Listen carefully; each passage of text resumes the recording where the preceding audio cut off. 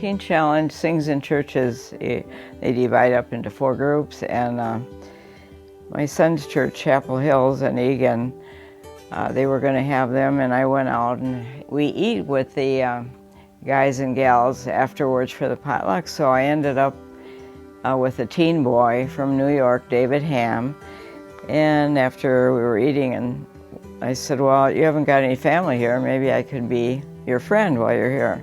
And he said, well, that'd be great. So when I was his friend and went down there, I saw that Teen Challenge, they weren't getting any dessert down there. So I thought, well, boy, they could use a cookie or two.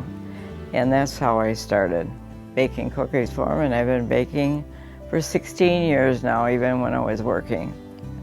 So it's a long time.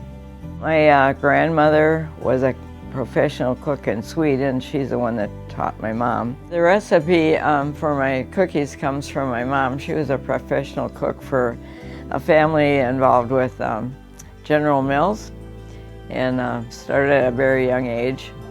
She came from a family of 15 children, and she was the oldest girl. So at 16, she came down here and applied for assistant cook and baker. And so my mom cooked and baked for the Crosbys for several years. She's got boxes full of recipes because she baked and cooked a lot, and so I found it in her section of cookie recipes. I'm doing 60 dozen for 3 weeks, and then I make 75 dozen 1 week because the girls and the women do not get any of the other ones.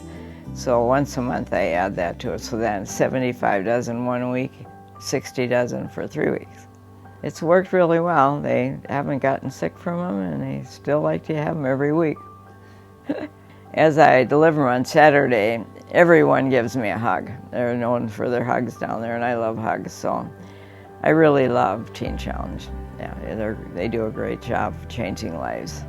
The purpose of Teen Challenge is to change their lives and come to know Christ so that they'll have someone to help them overcome this craving that they have for drugs. And I hope they get a little encouragement. I try to encourage them when I'm down there and talk about Christ.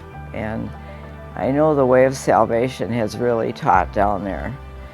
I really learned to love these guys. They're all different personalities, and I wouldn't have any favorites, but I appreciate going down there. They keep me young.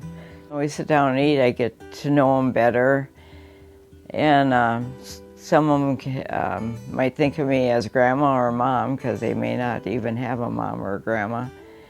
They have a graduation once a month at Teen Challenge. I'm always there. I give them what's called a faith shield. It's a shield with a cross in there. And when these boys arrive, I give them a devotional. My utmost for his highest is usually what I give them. Some take it more seriously, some take them very seriously and use it a lot. And well, I can't say enough. I mean, I love all of Teen Challenge, but I work more closely with the teens. It's a great organization, and they truly stand for Christ and changing lives for Christ. I've had several of the guys live at my house, and I've really gotten close to them. Some of them have done well after they left, and some not, but I've been connected with most of them and kind of followed them and tried to encourage them. And most of these guys I've been just really underneath, they're really good, clean guys, and I really respect them and think a lot of them and love them. Well, my purpose in life is to serve the Lord, and my cookies are my mission. Our total purpose should be we accept Him as our Lord, and we should serve Him every day, and we aren't perfect. I think the biggest miracle in our life is that at the end of the day, we can ask for forgiveness for the sins for that day, and He gives us a clean slate to start the next day. Some people just live in the past, and you just have to give it to God and just get closer and closer to God. You can't do it yourself. He's going to help you, and there's Christian groups like Reach Out and uplifters. I know one church has here groups like that you can get together and you get part of a little family that's going through what you are, and it will definitely help you. Some people that may not have the Lord or be close to the Lord, they think they can do it on their own.